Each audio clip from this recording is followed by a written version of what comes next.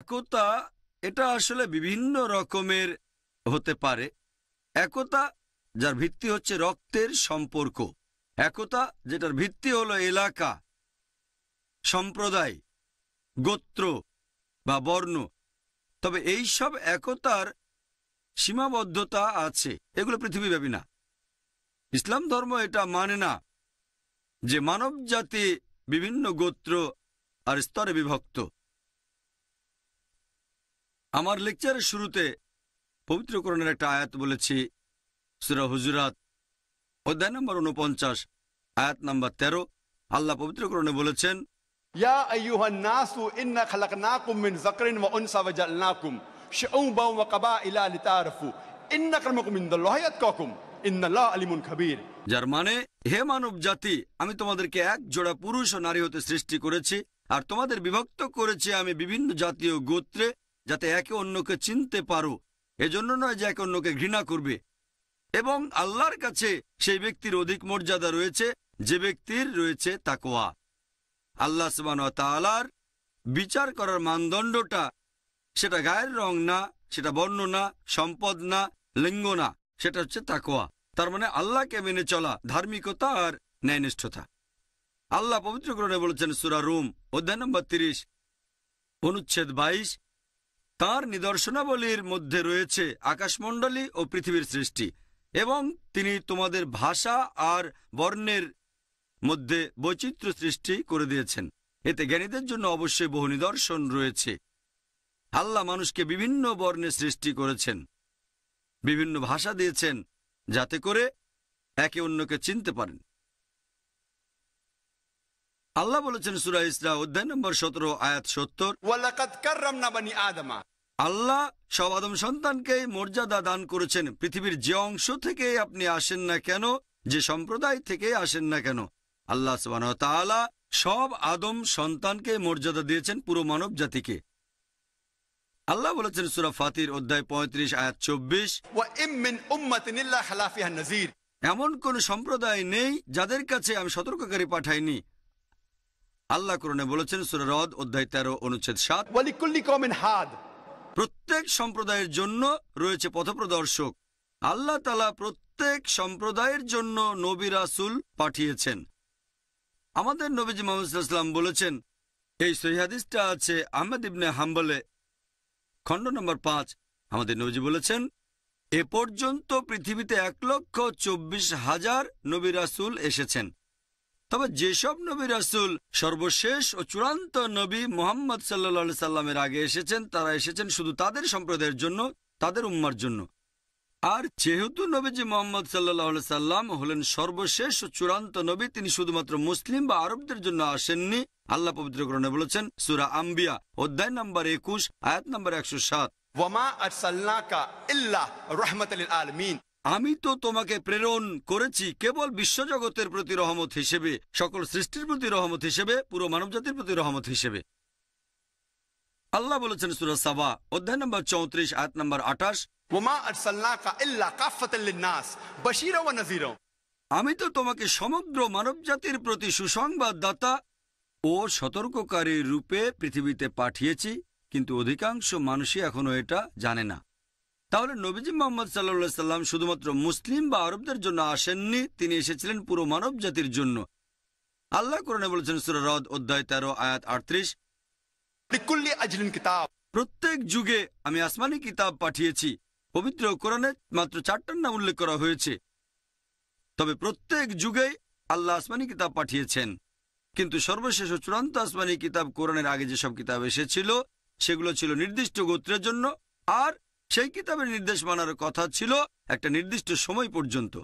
তবে যেহেতু কোরআন সর্বশেষ ও চূড়ান্ত আসমানি কিতাব, আল্লাহ বলেছেন সূরা ইব্রাহিম অধ্যায় নম্বর 14 আয়াত নম্বর 1, আলিফ লাম রা। এই কিতাব তোমার প্রতি অবতীর্ণ করেছে নবী মুহাম্মদ সাল্লাল্লাহু আলাইহি সাল্লাম, যাতে করে তুমি মানব জাতিকে বের করে আনতে পারো অন্ধকার থেকে আলোতে। যেহেতু কোরআন আল্লাহ তাআলার সর্বশেষ ও চূড়ান্ত ওহী, এটা শুধুমাত্র মুসলিম বা আরবদের জন্য নাজিল করা হয়নি, নাজিল হয়েছে পুরো মানব জাতির জন্য।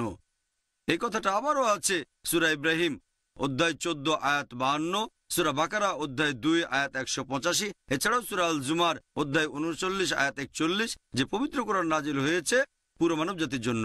বাইবেলে যেমন ওল্ড টেস্টামেন্ট আছে আর নিউ টেস্টামেন্ট আছে, তাহলে এই কোরআন হচ্ছে মানব জাতির জন্য লাস্ট টেস্টামেন্ট।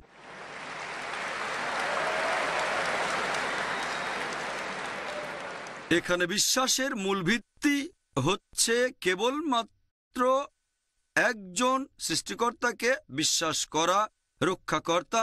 এই পুরো বিশ্ব জগতের শুধু তারই ইবাদত করা উচিত। কেবলমাত্র একজন ঈশ্বরকে বিশ্বাস করা, যিনি এই বিশ্বজগৎ সৃষ্টি আর রক্ষা করছেন। এটাই হলো একমাত্র পয়েন্ট পুরো মানব জাতির একতাবদ্ধ হওয়ার জন্য। আর এটা আমাদের একতাবদ্ধ হওয়ার একটা পয়েন্ট যে আমাদের পূর্বপুরুষ এক এবং আমাদের সৃষ্টিকর্তা, আমাদের রক্ষাকর্তা, আমাদের পালনকর্তা কেবল একজন, শুধুমাত্র তারই ইবাদত করা উচিত। আপনারা যদি পড়েন পৃথিবীর প্রধান ধর্মগ্রন্থগুলো, সেখানেও এক ঈশ্বরের কথা বলা হয়েছে যে আমরা এক ঈশ্বরে বিশ্বাস করব। এটাই হচ্ছে মানবজাতির একতাবদ্ধ হওয়ার একমাত্র পথ বিশ্বে শান্তির জন্য। ধর্ম অক্সফোর্ড ডিকশনারি অনুযায়ী মানে কোনো অতিমানবীয় নিয়ন্ত্রণ শক্তিতে বিশ্বাস করা, ব্যক্তিগত ঈশ্বর বা অনেক ঈশ্বর যার উপাসনা করা আর অনুগত হওয়া উচিত। এক কথায় ধর্ম মানে ঈশ্বরে বিশ্বাস করা। আল্লাহ পবিত্র কোরআনে বলেছেন সূরা আল ইমরান অধ্যায় নম্বর 3 আয়াত নম্বর 64, কুল ইয়া আহলাল কিতাব, বলো হে কিতাবীগণ, তাআলু ইলা কালিমাতিন সাওয়াইন বাইনানা বাইনাকুম, এসো সেই কথায় যা আমাদের ও তোমাদের মধ্যে এক। প্রথম সাদৃশ্য কি? আল্লা না'বুদা ইল্লাল্লাহ, আমরা আল্লাহ ব্যতীত অন্য কারো ইবাদত করি না, ওয়ালা নুশরিকা বিহি শাইয়্যান, আমরা অন্য কিছুকে তার শরীক করি না, ওয়ালা ইয়াত্তাখিযা বা'দুনা বা'দান আরবাবান মিন দুনিল্লাহ, আমরা আমাদের মধ্য থেকে অন্য কাউকে আল্লাহ ব্যতীত রব হিসেবে গ্রহণ করি না। ফাইন তাওয়াল্লাউ, যদি তারা মুখ ফিরিয়ে নেয়, ফাকুলু শাদু বলো সাক্ষী থাকো বিআন্না মুসলিমুন, যে আমরা মুসলিম, আল্লাহর কাছে নিজের ইচ্ছাকে সমর্পণ করি। আল্লাহ পবিত্র কোরআনে যে কৌশলটার কথা বলেছেন সেটা হচ্ছে তাআলু ইলা কালিমাতিন সাওয়াইন বাইনানা বাইনাকুম, এসো সেই কথায় যা আমাদের ও তোমাদের মধ্যে এক। প্রথম সাদৃশ্য কি? আল্লা না'বুদা ইল্লাল্লাহ, আমরা এক আল্লাহ সুবহানাহু ওয়া তাআলা ব্যতীত অন্য কারো উপাসনা করি না।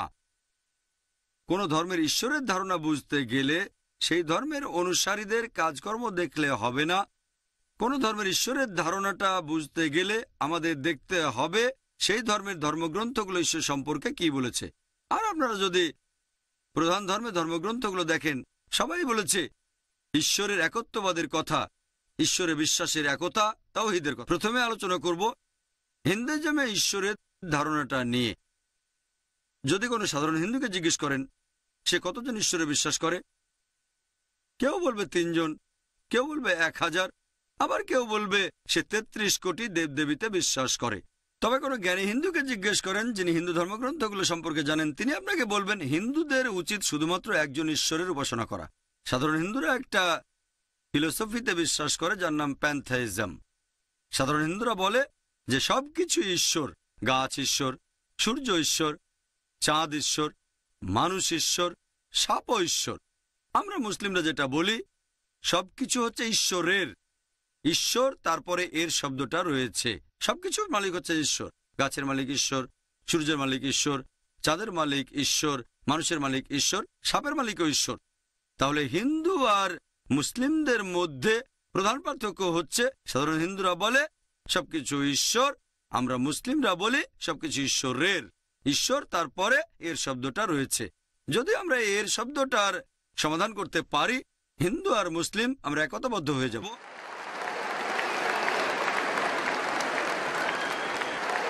সেটা কিভাবে করব?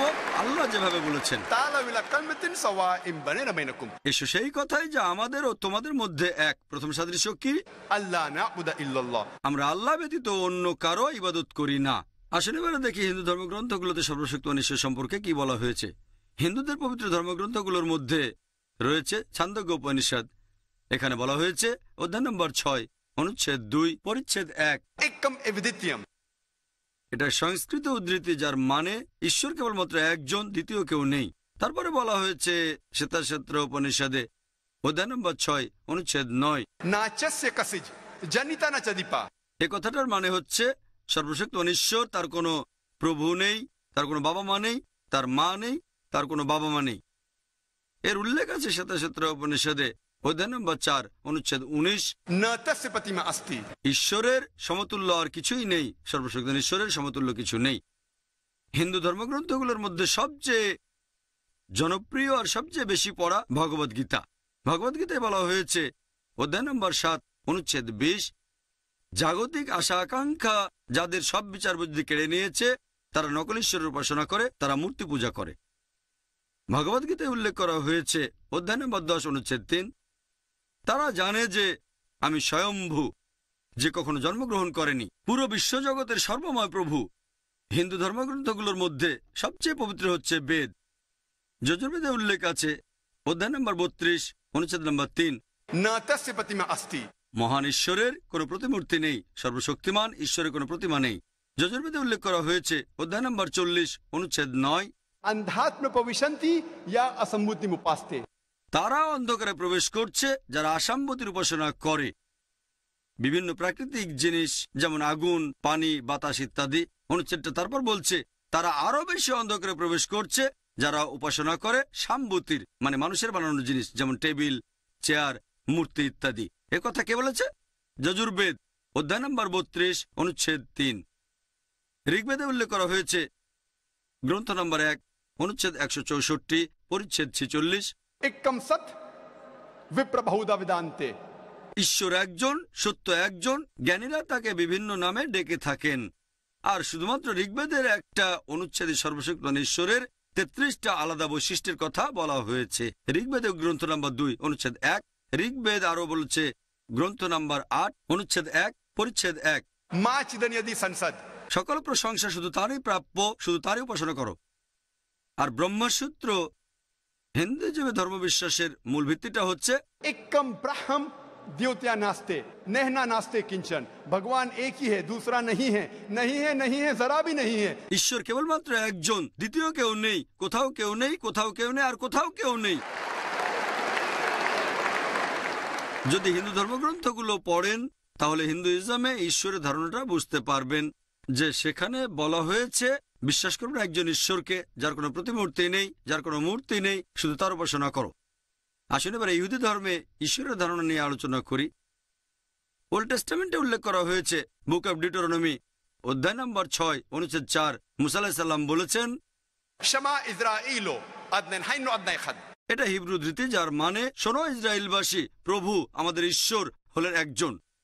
এটা আছে বুক অব আয়জায়াতে অধ্যায় নম্বর 43 অনুচ্ছেদ 11, আমি তোমাদের প্রভু, অন্য আর কেউ নেই, আমি ব্যতীত অন্য কোনো রক্ষাকর্তা নেই। আছে বুক অব আয়জায়া অধ্যায় 45 অনুচ্ছেদ 5, আমি ঈশ্বর, আর কেউ নেই, আমি ব্যতীত আর কোনো উপাস্য নেই। এরপর বুক অব আয়জায়া অধ্যায় 46 অনুচ্ছেদ 9, আমি ঈশ্বর, আমার সমতুল্য কেউ নেই। এরপর বুক অব এক্সোডাস অধ্যায় নম্বর 20 অনুচ্ছেদ 3 থেকে 5, এছাড়াও বুক অব ডিউটেরোনমি অধ্যায় 5 অনুচ্ছেদ 7 থেকে 9 বলা হয়েছে সর্বশক্তিমান ঈশ্বর ওল্ড টেস্টামেন্টে বলছেন আমাকে ছাড়া তোমরা আর কোনো দেবতার উপাসনা করবে না, তোমরা আমার এমন কোনো প্রতিমূর্তি তৈরি করবে না, মূর্তি তৈরি করবে না যার সাথে সাদৃশ্য আছে উপরে আকাশের কিছু, নিচে মাটি বা মাটির নিচের পানিতে কিছুর সাথে। তাদের সামনে নতজানু হবে না, তাদের সেবা করবে না, কারণ আমি তোমাদের প্রভু, তোমাদের ঈশ্বর খুবই ঈর্ষাপরায়ণ। তাহলে যদি ওল্ড টেস্টামেন্ট পড়েন আপনারা ইহুদি ধর্মে ঈশ্বরের ধারণাটা বুঝতে পারবেন। তারাও এক ঈশ্বরে বিশ্বাস করে, শুধু তার উপাসনায় করা উচিত, তার কোনো প্রতিমূর্তি নেই। খ্রিস্টান ধর্মে ঈশ্বরের ধারণা সম্পর্কে আলোচনা করার আগে আমি কয়েকটা পয়েন্ট বলে নিই। ইসলাম হচ্ছে একমাত্র অখ্রিস্টান ধর্মবিশ্বাস যে ধর্মে যীশুখ্রিস্ট বা ঈসা আলাইহিস সালামকে আল্লাহর নবী বলে বিশ্বাস করা হয়। সেই মুসলিম আসলে মুসলিম না যদি সে ঈসা আলাইহিস সালামকে নবী বলে না মানে। আমরা মানি যে তিনি আল্লাহ সুবহানাহু ওয়া তাআলার প্রেরিত একজন নবী ও রাসূল, প্রেরিত পুরুষ। আমরা মানি যে তিনি হলেন মসিহ অর্থাৎ খ্রিস্ট। আমরা মানি যে তিনি অলৌকিকভাবে জন্মেছিলেন কোনো পুরুষের স্পর্শ ছাড়াই, যেটা এখনকার দিনের অনেক আধুনিক খ্রিস্টানই বিশ্বাস করে না। আমরা মানি যে তিনি আল্লাহর নির্দেশে মৃতকে জীবিত করেছেন। আমরা মানি যে তিনি আল্লাহর নির্দেশে কুষ্ঠরোগী আর জন্মান্ধদের সুস্থ করেছেন। মুসলিম আর খ্রিস্টানরা এখানে আমরা এক। প্রশ্ন করতে পারেন তাহলে পার্থক্যটা কোথায়? আমাদের পার্থক্য হচ্ছে এরকম অনেক খ্রিস্টানই আছে যারা বলে যে যীশুখ্রিস্ট নিজেকে ঈশ্বর বলে দাবি করেছেন। তিনি বলেছেন যে আমি সর্বশক্তিমান ঈশ্বর। সত্যি বলতে আপনারা যদি বাইবেল পড়েন, গোটা বাইবেলে আপনারা স্পষ্ট করে বলা এমন একটা অনুচ্ছেদ খুঁজে পাবেন না যেখানে যীশুখ্রিস্ট বা ঈসা আলাইহিস সালাম নিজের মুখে বলেছেন যে আমি ঈশ্বর অথবা আমার উপাসনা করো। কথাটা আবারও বলছি, যদি আপনারা বাইবেল পড়েন সেখানে স্পষ্ট করে বলা একটা অনুচ্ছেদও পাবেন না যেখানে যীশুখ্রিস্ট তার নিজের মুখেই বলেছেন যে আমি ঈশ্বর অথবা আমার উপাসনা করো। আপনারা যদি বাইবেল পড়েন, যীশুখ্রিস্ট তার নিজের মুখেই বলেছেন, এটা আছে গসপেল অফ জন অধ্যায় নম্বর 14 অনুচ্ছেদ 28। যীশুখ্রিস্ট ঈসা আলাইহিস সালাম বলেছেন আমার পিতা আমার চেয়ে মহান। গসপেল অফ জন অধ্যায় 10 অনুচ্ছেদ 29, আমার পিতা সবার চেয়ে মহান। গসপেল অফ ম্যাথিউ অধ্যায় 12 অনুচ্ছেদ 28, আমি ঈশ্বরের আত্মার সাহায্যে শয়তানকে তাড়িয়ে দিই। গসপেল অফ লুক অধ্যায় 11 অনুচ্ছেদ 20, আমি ঈশ্বরের আঙুলের সাহায্যে শয়তানকে তাড়িয়ে দিই। গসপেল অফ জন অধ্যায় 5 অনুচ্ছেদ 30, আমি নিজের থেকে কিছুই করতে পারি না।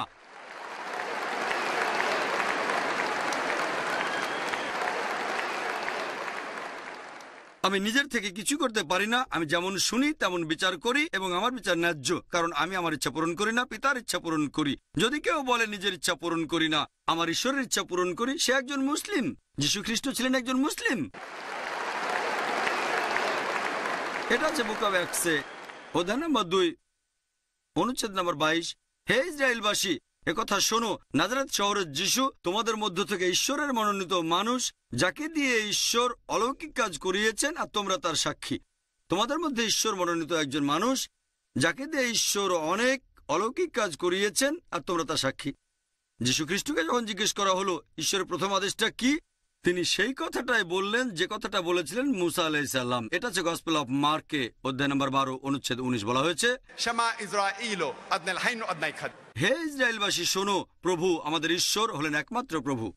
তাহলে যদি খ্রিস্টানদের ধর্মগ্রন্থ বাইবেল পড়েন, এখানেও ঈশ্বরের একত্ববাদের কথা বলা হয়েছে, শুধুমাত্র তারই উপাসনা করা উচিত।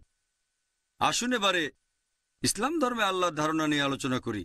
আল্লাহ সুবহানাহু ওয়া তাআলার ধারণা সম্পর্কে সবচেয়ে সেরা উত্তর যেটা হতে পারে সেটা হচ্ছে সূরা ইখলাস অধ্যায় নম্বর 112 অনুচ্ছেদ 1 থেকে 4, বলা হয়েছে, কুল হুয়াল্লাহু আহাদ, বলো তিনি আল্লাহ এক অদ্বিতীয়। আল্লাহুস সামাদ, আল্লাহ তিনি সার্বভৌম চিরস্থায়ী। লাম ইয়ালিদ ওয়া লাম ইউলাদ, তিনি জন্ম নেননি, কাউকে জন্ম দেননি। ওয়া লাম ইয়াকুল লাহু কুফুয়ান আহাদ, তার সমতুল্য কিছুই নেই। এই হলো 4 লাইনের সংজ্ঞা। যদি কোনো লোক বলে যে অমুক জিনিস বা অমুক লোক ঈশ্বর, যদি সেই জিনিস বা সেই লোক 4টা শর্ত পূরণ করতে পারে, আমরা মুসলিমরা কোনো আপত্তি ছাড়াই তাকে ঈশ্বর বলে মেনে নেব। প্রথমটা হচ্ছে কুল হুয়াল্লাহু আহাদ, দ্বিতীয়টা আল্লাহুস সামাদ, বলো তিনি আল্লাহ এক অদ্বিতীয়, তিনি সার্বভৌম চিরস্থায়ী, লাম ইয়ালিদ ওয়া লাম ইউলাদ, কখনো জন্ম নেননি, কাউকে জন্ম দেননি, ওয়া লাম ইয়াকুল লাহু কুফুয়ান আহাদ। তার সমতুল্য কিছুই নেই। এই সূরা ইখলাস হচ্ছে ঈশ্বর তত্ত্বের কোষ্ঠী পাথর। আপনি যে ঈশ্বরের উপাসনা করেন তাকে সূরা ইখলাস দিয়ে পরীক্ষা করেন। যদি সেই পরীক্ষায় পাশ করে, আমাদের তাকে সর্বশক্তিমান ঈশ্বর আল্লাহ সুবহানাহু ওয়া তাআলা বলে মেনে নিতে কোনো আপত্তি থাকবে না। আল্লাহ পবিত্র কোরআনে বলেছেন সূরা ইসরা অধ্যায় 17 আয়াত 110, কুলিদুল্লাহ আবিদুর রহমান আয়ামা তাদু ফালাউল আসমাউল হুসনা, তোমরা তাকে আল্লাহ নামে ডাকো অথবা রহমান, তোমরা তাকে যে নামেই ডাকো, সকল সুন্দর নামসমূহ তো তারই। এই একজন ঈশ্বরে বিশ্বাস, যিনি সৃষ্টি আর রক্ষা করছেন পুরো বিশ্বজগৎ, পুরো মানুষ জাতি, এটাই হতে পারে একমাত্র কারণ একতাবদ্ধ হওয়ার। বিশ্বজুড়ে একতার জন্য এটা একমাত্র সমাধান। ইসলাম শুধু মুখে একতার কথা বলছে না, তাদের হাতে কলমে দেখিয়েও দেয়। আমাদের জীবনে প্রতিদিন আমরা মুসলিমরা বিশ্বাসের একতা দেখাচ্ছি দিনে অন্তত 5 বার নামাজ আদায়ের সময়। আমরা মুসলিমরা যখন নামাজ পড়ি তখন কাঁধে কাঁধ লাগিয়ে দাঁড়াই। হতে পারে আমার পাশে যে লোকটা দাঁড়িয়ে আছে সে সাদা বা কালো, হলুদ বা বাদামি, ধনী বা গরিব, রাজা বা ফকির, যখন আমরা নামাজের জন্য দাঁড়াবো কাঁধে কাঁধ লাগিয়ে দাঁড়াবো। আমরা মুসলিমরা বিশ্বজুড়ে একতাকে উদযাপন করি প্রতি বছর একবার করে হজের সময়। হজ করতে পৃথিবীর বিভিন্ন দেশ আর প্রান্ত থেকে লোকজন মক্কায় আসে। আমেরিকা থেকে, ইংল্যান্ড থেকে, কানাডা থেকে, সিঙ্গাপুর থেকে, মালয়েশিয়া থেকে, ইন্ডিয়া থেকে, পাকিস্তান থেকে, আরব দেশগুলো থেকে। আর পুরুষরা এ সময় 2 টুকরো সেলাই ছাড়া কাপড় পরে আপনি দেখে বুঝতে পারবেন না যে আপনার পাশে যে লোকটা দাঁড়িয়ে আছে সে রাজা নাকি ফকির। এটা হচ্ছে বিশ্বজুড়ে একতার সবচেয়ে সেরা দৃষ্টান্ত।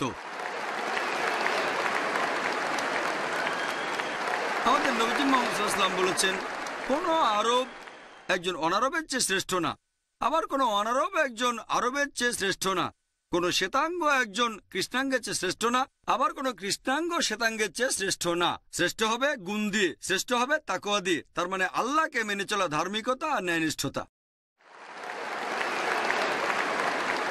তাহলে বিশ্বজুড়ে একতার একমাত্র সমাধান বিশ্বাস করা এবং উপাসনা করা মাত্র এক আল্লাহ, এক রক্ষাকর্তাকে। যদি আপনারা বাইবেল পড়েন, সেখানে স্পষ্ট করে বলা একটা অনুচ্ছেদও পাবেন না যেখানে যীশুখ্রিস্ট তার নিজের মুখেই বলেছেন যে আমি ঈশ্বর অথবা আমার উপাসনা করো। আপনারা যদি বাইবেল পড়েন, যীশুখ্রিস্ট তার নিজের মুখেই বলেছেন। এটা আছে গসপেল অফ জন অধ্যায় নম্বর 14 অনুচ্ছেদ 28। যীশুখ্রিস্ট ভাই সাল্লাল্লাহু আলাইহি সাল্লাম বলেছেন, আমার পিতা আমার চেয়ে মহান। গসপেল অফ জন অধ্যায় 10 অনুচ্ছেদ 29, আমার পিতা সবার চেয়ে মহান। গসপেল অফ ম্যাথিউ অধ্যায় 12 অনুচ্ছেদ 28, আমি ঈশ্বরের আত্মার সাহায্যে শয়তানকে তাড়িয়ে দিই। গসপেল অফ লুক অধ্যায় 11 অনুচ্ছেদ 20, আমি ঈশ্বরের আঙুলের সাহায্যে শয়তানকে তাড়িয়ে দিই। গসপেল অফ জন অধ্যায় 5 অনুচ্ছেদ 30, আমি নিজের থেকে কিছুই করতে পারি না।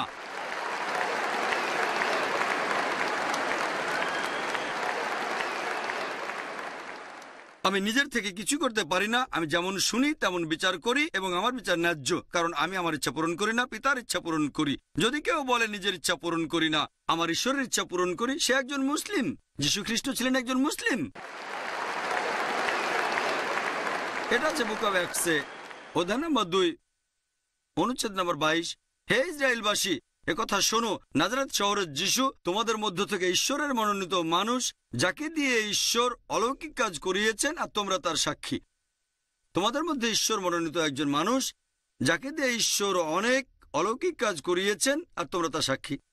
যীশুখ্রিস্টকে যখন জিজ্ঞেস করা হলো ঈশ্বরের প্রথম আদেশটা কি, তিনি সেই কথাটাই বললেন যে কথাটা বলেছিলেন মুসা আলাইহিস সালাম। এটা হচ্ছে গসপেল অফ মার্কে অধ্যায় নম্বর 12 অনুচ্ছেদ 19, বলা হয়েছে, শামা ইসরাঈল আদনাল হাইন আদনাই খাদ। হে ইসরায়েলবাসী শোনো, প্রভু আমাদের ঈশ্বর হলেন একমাত্র প্রভু। তাহলে যদি খ্রিস্টানদের ধর্মগ্রন্থ বাইবেল পড়েন, এখানেও ঈশ্বরের একত্ববাদের কথা বলা হয়েছে, শুধুমাত্র তারই উপাসনা করা উচিত।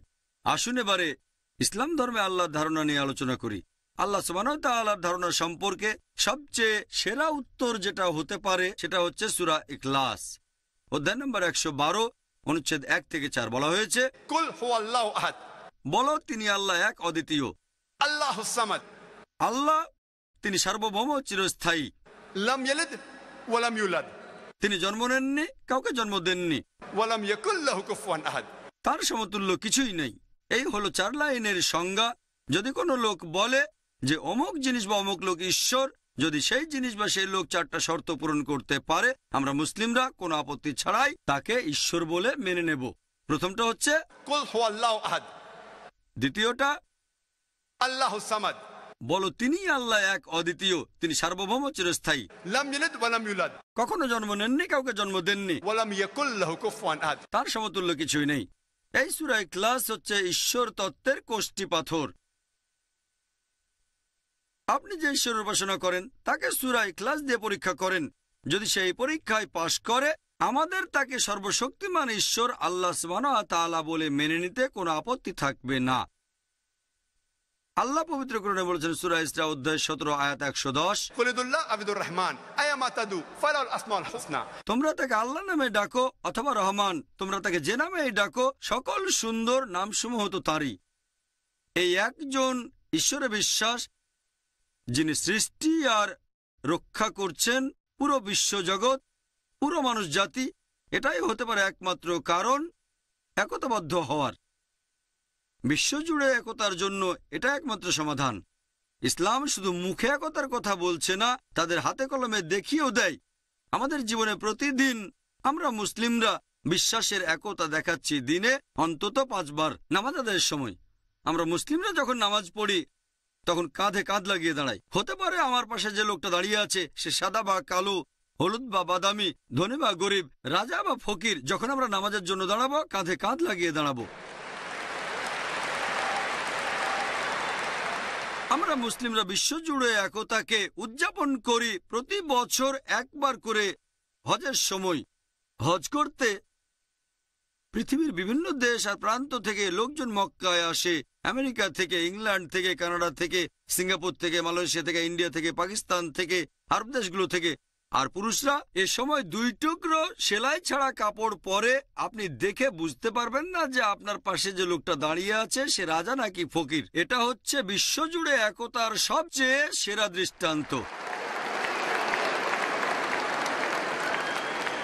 আমাদের নবীজি মুহাম্মদ সাল্লাল্লাহু আলাইহি ওয়াসাল্লাম বলেছেন, কোনো আরব একজন অনারবের চেয়ে শ্রেষ্ঠ না, আবার কোনো অনারব একজন আরবের চেয়ে শ্রেষ্ঠ না। কোনো শ্বেতাঙ্গ একজন কৃষ্ণাঙ্গের চেয়ে শ্রেষ্ঠ না, আবার কোনো কৃষ্ণাঙ্গ শ্বেতাঙ্গের চেয়ে শ্রেষ্ঠ না। শ্রেষ্ঠ হবে গুণ দিয়ে, শ্রেষ্ঠ হবে তাকওয়া দিয়ে। তার মানে আল্লাহকে মেনে চলা, ধার্মিকতা আর ন্যায়নিষ্ঠতা। তাহলে বিশ্বজুড়ে একতার একমাত্র সমাধান বিশ্বাস করা এবং উপাসনা করা মাত্র এক আল্লাহ, এক রক্ষাকর্তাকে। এবারে আমরা লেকচারের দ্বিতীয় অংশে আসি, তার মানে বিশ্ব শান্তি। ইসলাম হচ্ছে পৃথিবীতে শান্তির জন্য একমাত্র সমাধান। ইসলাম এসেছে আরবি শব্দ সালাম থেকে, যার অর্থ শান্তি। এর আরেকটা মূল আরবি শব্দ হচ্ছে সিলম, যার অর্থ আল্লাহর কাছে আত্মসমর্পণ করা। এক কথায় ইসলাম মানে আল্লাহ সুবহানাহু ওয়া তাআলার কাছে আত্মসমর্পণের মাধ্যমে শান্তি অর্জন করা। আর যে লোক আল্লাহ তাআলার কাছে আত্মসমর্পণ করে তাকে বলা হয় মুসলিম। তাহলে মুসলিম শব্দের অর্থ যে মানুষ আল্লাহ সুবহানাহু ওয়া তাআলার কাছে আত্মসমর্পণের মাধ্যমে শান্তি অর্জন করেছে। আর পবিত্র কোরআনে এই ইসলাম শব্দটা সব মিলিয়ে 80 বার বলা হয়েছে। আর সালাম অথবা মুসলিম শব্দটা পবিত্র কোরআনে বলা হয়েছে সব মিলিয়ে 45 বার। এই কারণেই মুসলিমরা অভিবাদন জানানোর সময় বলে, আসসালামু আলাইকুম, আপনার উপর শান্তি বর্ষিত হোক। আর এইভাবে আল্লাহর সকল নবী রাসূল অভিবাদন জানিয়েছেন, যীশুখ্রিস্ট অভিবাদন জানিয়েছেন। যদি আপনারা বাইবেল পড়েন, যখন যীশুখ্রিস্ট শিষ্যদের কাছে উপরের ঘরে গেলেন, গসপেল অফ লুক অধ্যায় নম্বর 24 অনুচ্ছেদ 36, যীশু বলেছেন সালাম আলাইকুম হিব্রুতে, আরবিতে আসসালামু আলাইকুম, বাংলায় আপনার উপর শান্তি বর্ষিত হোক। এটাই হচ্ছে সবচেয়ে সেরা শান্তির অভিবাদন, আসসালামু আলাইকুম, আপনার উপর শান্তি বর্ষিত হোক।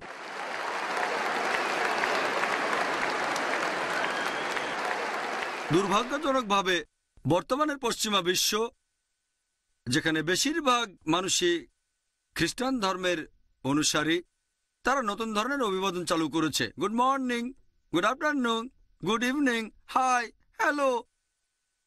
তারা যীশুখ্রিস্টের বলা অভিবাদনটা ব্যবহার করে না, আপনাদের উপরে শান্তি বর্ষিত হোক।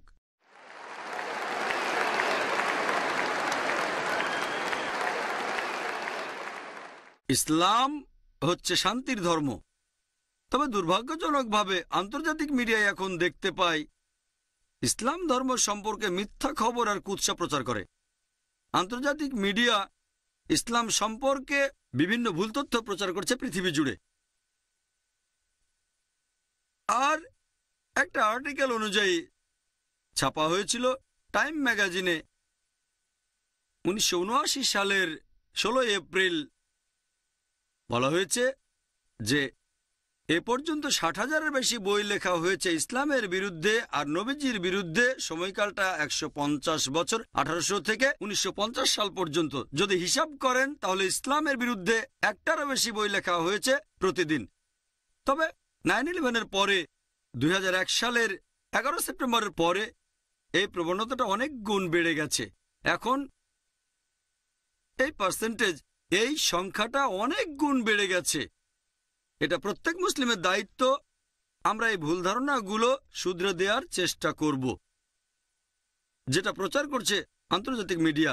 মিডিয়া এ ব্যাপারে কিছু কৌশল অবলম্বন করে।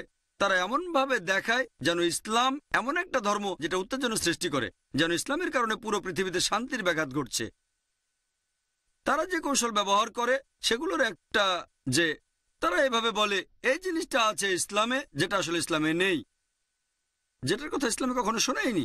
যেমন ধরেন, তারা বলে যে ইসলাম হলো একটা সেকেলে ধর্ম। ইসলাম এমন একটা ধর্ম যেটা যুক্তি আর বিজ্ঞান মানে না। সত্যি বলতে ইসলাম হচ্ছে সবচেয়ে আধুনিক ধর্ম। ইসলাম যুক্তি এবং বিজ্ঞানে বিশ্বাস করে। এজন্য আমার লেকচার দেখবেন কোরআন ও আধুনিক বিজ্ঞান পরস্পর বিরোধী নাকি সঙ্গতিপূর্ণ। মিডিয়া অন্য আরেকটা কৌশল অবলম্বন করে। তারা কোরআন এবং হাদিস থেকে উদ্ধৃতি দেয়, তবে সেগুলো প্রসঙ্গ ছাড়া। আমি একটা উদাহরণ দিচ্ছি। মিডিয়া বলে পবিত্র কোরআন বলছে সূরা তাওবা অধ্যায় নম্বর 9 অনুচ্ছেদ 5, যখনই তুমি কাফিরকে দেখবে ব্র্যাকেটের মধ্যে অমুসলিম, তাকে মেরে ফেলো। যদি কোরআন খুলে দেখেন এ আয়াতটা পাবেন কোরআন বলছে যখনই কোনো কাফিরকে দেখবে মেরে ফেলো। তবে তারা উদ্ধৃতি দেয় প্রসঙ্গ ছাড়া। প্রসঙ্গটা হচ্ছে এ আয়াতটা নাজিল হয়েছিল যুদ্ধের ময়দান প্রসঙ্গে। আল্লাহ বলেছেন, শত্রুরা তোমাদের সঙ্গে লড়াই করতে এলে তোমরা ভয় পেও না, সাহসী হও আর তাদের মেরে ফেলো। এটা যুদ্ধের ময়দানে, তারা প্রসঙ্গ ছাড়া উদ্ধৃতি দেয়।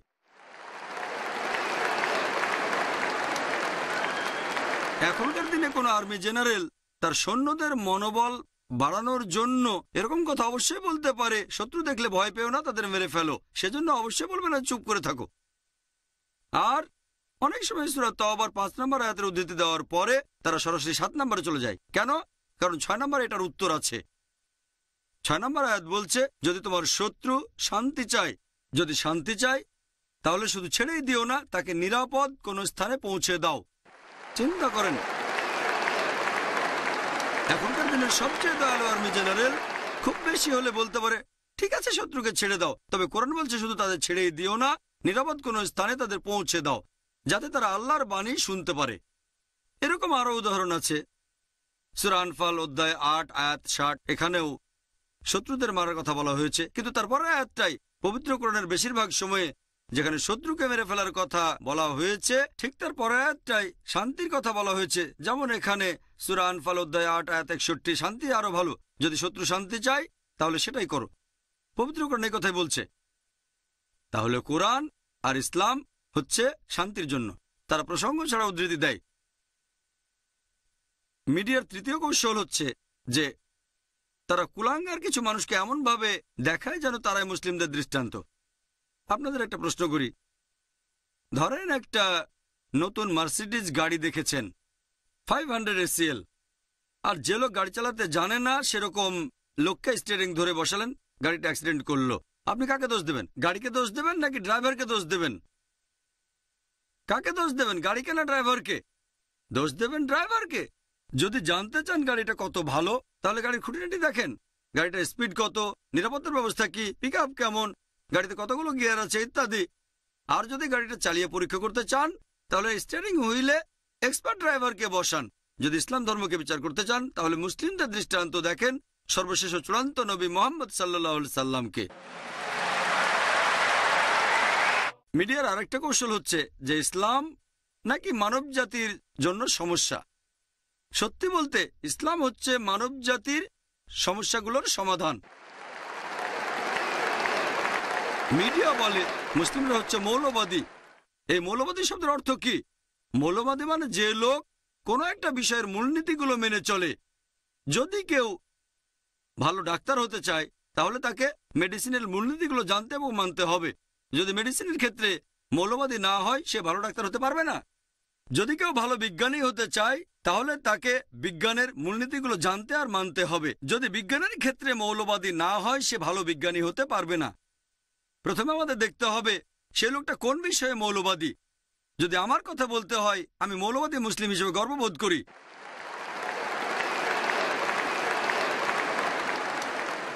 কারণ আমি ইসলামের মূল নীতিগুলো জানি আর মেনে চলার চেষ্টা করি। আমি জানি ইসলাম ধর্মে এমন একটা মূল নীতিও নেই যেটা সামগ্রিকভাবে মানবতার বিরুদ্ধে যায়। আমি চ্যালেঞ্জ করেছি ইসলামে এরকম একটা মূলনীতি দেখান যেটা সামগ্রিকভাবে মানবতার বিরুদ্ধে। যদি আপনারা অক্সফোর্ড ডিকশনারিতে এই মৌলবাদী শব্দটার অর্থ দেখেন, বলা হয়েছে মৌলবাদী হলো সেই লোক যে কোনো একটা ধর্মের প্রাচীন রীতিনীতিগুলো কঠোরভাবে পালন করে থাকে। তবে অক্সফোর্ড ডিকশনারির নতুন এডিশনে একটু বদলানো হয়েছে, বলা হয়েছে যে মৌলবাদী হলো সেই লোক যে কোনো একটা ধর্মের প্রাচীন রীতিনীতিগুলো কঠোরভাবে পালন করে থাকে, বিশেষ করে ইসলাম। যখনই শুনবেন মৌলবাদী তখনই ভাববেন মুসলিমদের কথা। আপনি ভাববেন সে চরমপন্থী। আমি লোকজনকে বলি আমি একজন চরমপন্থী। আমি চরমভাবে দয়ালু, মানুষকে চরম ভালোবাসি, চরমভাবে শান্তিপ্রিয়, চরমভাবে ক্ষমাশীল। এরকম চরমপন্থী হলে সমস্যা কোথায়?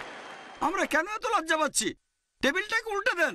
কোন মানুষকে আমাকে বলতে পারবে যে চরমভাবে সৎ হওয়াটা ভুল, তারপর চরম দয়ালু হওয়া ভুল, চরম শান্তিপ্রিয় হওয়া ভুল, চরম ন্যায় বিচারক হওয়া ভুল? তারা আমাদেরকে লেবেল দেয় যে মুসলিমরা সন্ত্রাসী। আমি বলবো এদিক থেকে প্রত্যেক মুসলিমের সন্ত্রাসী হওয়া উচিত। এই সন্ত্রাসী শব্দের অর্থ আসলে কি? সন্ত্রাসী মানে যে অন্যকে সন্ত্রস্ত করে তোলে। একজন ডাকাত যখন কোনো পুলিশকে দেখে সন্ত্রস্ত হয়ে যাবে। এভাবে বললে যখনই একজন ডাকাত কোনো মুসলিমকে দেখবে, যখনই একজন সমাজবিরোধী কোনো মুসলিমকে দেখবে, সে সন্ত্রস্ত হয়ে যাবে, আর প্রত্যেক মুসলিম সমাজবিরোধীদের কাছে সন্ত্রাসী হবে। আমি জানি যে এই সন্ত্রাসী শব্দটা দিয়ে সাধারণত বোঝানো হয়ে থাকে যে নিরীহ লোকদের সন্ত্রস্ত করে। এভাবে দেখলে কোনো মুসলিমই নিরীহ মানুষদের সন্ত্রস্ত করবে না। আমরা সন্ত্রস্ত করে তুলব শুধু সমাজ বিরোধীদের। আমরা দেখি যে ইতিহাসে অনেক সময় দুটো আলাদা লেভেল দেওয়া হয় মাত্র একটা কাজকে অথবা একজন মানুষকে। আমাদের ইন্ডিয়াতে এরকম উদাহরণ আছে। প্রায় 60 বছর আগে অনেক মানুষ ইন্ডিয়ার স্বাধীনতার জন্য লড়াই করেছে। তখন সে সময় ব্রিটিশরা ইন্ডিয়া শাসন করত। তখন ব্রিটিশ সরকার এই মানুষগুলোকে বলতো সন্ত্রাসী। তবে সাধারণ ইন্ডিয়ানরা আমরা বলি মুক্তিযোদ্ধা, দেশপ্রেমিক। একই মানুষ, একই কাজ, দুটো আলাদা লেভেল। ব্রিটিশ সরকারের সাথে একমত হলে যে ইন্ডিয়া শাসনের অধিকার তাদের আছে, তাহলে এই লোকগুলোকে বলবেন সন্ত্রাসী। কিন্তু সাধারণ হিন্দুদের সাথে একমত হলে যে তারা এসেছিল ইন্ডিয়ায় ব্যবসা করার জন্য, আমাদের শাসন করার অধিকার তাদের নেই, তাহলে এই লোকগুলোকে বলবেন মুক্তিযোদ্ধা, দেশপ্রেমিক। এরপর অষ্টাদশ শতাব্দীতে আমেরিকার স্বাধীনতা যুদ্ধ দেখেন। যে সময় ব্রিটিশ সরকার আমেরিকাকে শাসন করত তখন অনেক আমেরিকান স্বাধীনতার জন্য যুদ্ধ করেছিল। বেঞ্জামিন ফ্রাঙ্কলিন, জর্জ ওয়াশিংটন, তখন এই ব্রিটিশ সরকার এই লোকগুলোকে বলল 1 নম্বর সন্ত্রাসী। অবশেষে আমেরিকা স্বাধীনতা লাভ করে 1775-76 সালের দিকে। পরবর্তীতে জর্জ ওয়াশিংটন তিনি হলেন আমেরিকার প্রথম প্রেসিডেন্ট। চিন্তা করেন, 1 নম্বর সন্ত্রাসী হলেন আমেরিকার প্রেসিডেন্ট। এই জর্জ ওয়াশিংটন তিনি এভাবে আমেরিকার সব প্রেসিডেন্টদের গডফাদার হয়ে গেলেন, জর্জ বুশেরও। আর এখন ব্রিটিশ সরকার সেই সন্ত্রাসী দেশেরই বন্ধু। কেন? প্রথমে আমাদের দেখতে হবে সেই লোক কিসের জন্য চেষ্টা করে যাচ্ছে। মিডিয়া বলছে ইসলাম হচ্ছে একটা অসহিষ্ণু ধর্ম। আমি বলবো হ্যাঁ, ইসলাম একটা অসহিষ্ণু ধর্ম। ইসলাম ধর্ম অসহিষ্ণু অবিচারের প্রতি, ইসলাম অসহিষ্ণু অসততার প্রতি, ইসলাম ধর্ম অসহিষ্ণু দুর্নীতির ব্যাপারে, ইসলাম অসহিষ্ণু সাম্প্রদায়িকতার ক্ষেত্রে, পক্ষপাতের ব্যাপারে। ইসলাম অসহিষ্ণু সেই সব সামাজিক ব্যাপারে যেগুলো পশ্চিমা বিশ্ব উপভোগ করে থাকে। ইসলাম ধর্ম অসহিষ্ণু মাদকাসক্তির ব্যাপারে, মদপানের ব্যাপারে, পতিতাবৃত্তির ব্যাপারে, ব্যভিচারের ক্ষেত্রে, অত্যাচারের ক্ষেত্রে। আমি ডক্টর জাকির নায়েক বলছি, ইসলাম অবশ্যই একটা অসহিষ্ণু ধর্ম। অসহিষ্ণু সমাজের বিভিন্ন খারাপ জিনিসের ব্যাপারে আমরা ভয় পাচ্ছি কেন? আমরা নিজেদেরকে মুসলিম বলতে ভয় পাচ্ছি কেন? আলহামদুলিল্লাহ, ইসলাম সবচেয়ে সহিষ্ণু ধর্ম শান্তি স্থাপনের ব্যাপারে। আর এই কারণে এখন পৃথিবীর সুপার পাওয়ার যারা, তারা ভয় পাচ্ছে। পলিটিশিয়ানদের কথা বলছি, তারা ইসলামকে ভয় পাচ্ছে, কারণ এটা একমাত্র ধর্ম যেটা পৃথিবীতে শান্তি আনতে পারে।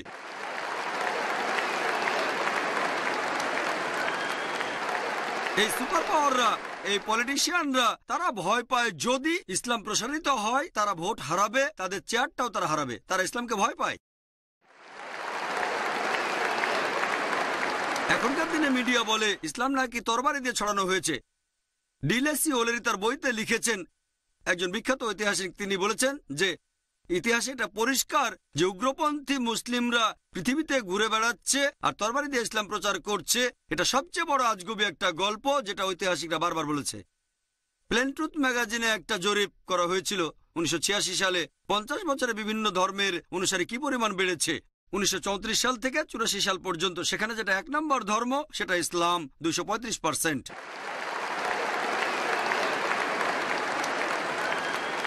খ্রিস্টান ধর্ম মাত্র 47%, ইসলাম 235%। 1934 সাল থেকে 84 সালের মধ্যে কোন যুদ্ধটা হয়েছে যাতে হাজার হাজার লোক মুসলিম হয়ে গেছে? বর্তমানে আমেরিকায় যে ধর্মের অনুসারী সবচেয়ে বেশি হারে বাড়ছে সেটা ইসলাম। ইউরোপে ইসলাম ধর্মের অনুসারী সবচেয়ে বেশি হারে বাড়ছে।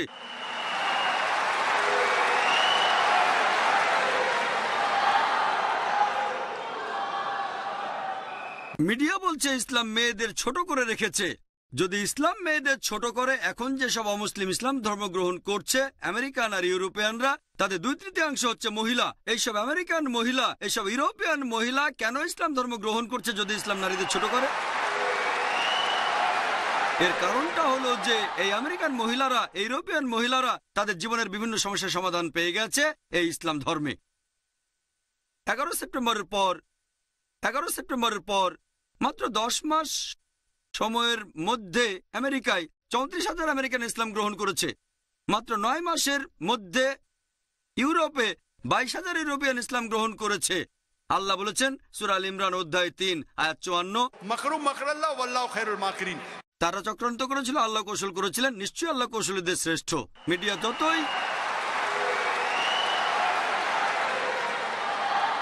মিডিয়া যত ইসলামের বিরুদ্ধে কথা বলে যাক, তারা যত বেশি ইসলামকে ছোট করবে, তারা যত বেশি বিরোধিতা করবে, ইনশাআল্লাহ ইসলামের প্রসার আরো বাড়বে। আল্লাহ পবিত্র কোরআনে প্রতিশ্রুতি দিয়েছেন আমাদের সব মিলিয়ে 3 জায়গায়।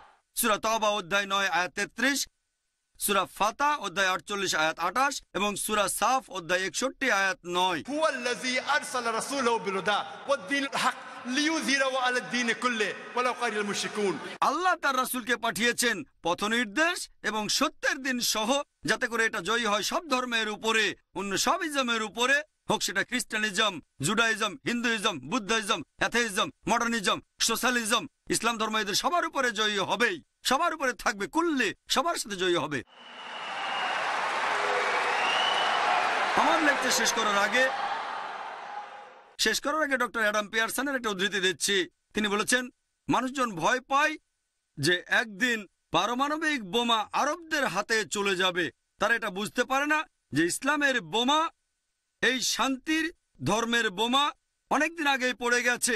এটা পড়েছে যেদিন নবীজি মুহাম্মদ সাল্লাল্লাহু আলাইহি ওয়াসাল্লাম জন্মগ্রহণ করেছেন। ওয়া আখিরু দাওয়ানা আলহামদুলিল্লাহি রাব্বিল আলামিন।